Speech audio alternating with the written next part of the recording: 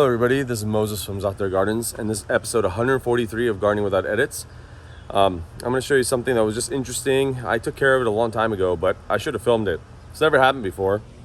Let me show you right here. This is the asparagus. This is UC 157 F1. You can see them all there. I'll link up a few videos if I remember.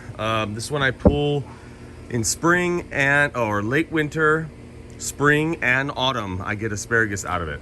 But this year, for the first time ever, you can see how these are yellow. The fern is yellow and it looks sticky.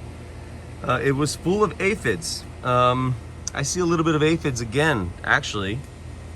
See them? I don't know if it shows up. This is the first time ever I've had aphids. First time in the asparagus ferns.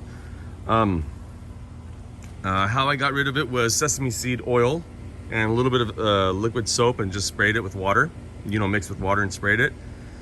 Looks like I have to do it again, but it only really is focused right there. The rest of them look okay. So this is the first time ever that's ever happened. Let me know in the comments if you ever experienced or what other type of issues you have. I don't have asparagus bug or beetle, whatever that is, thank goodness.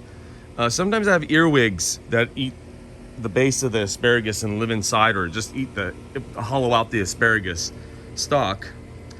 But other than that, no, I don't have not much problems. Let me know. Gotta get back to barbecuing. Happy gardening, everybody. Bye.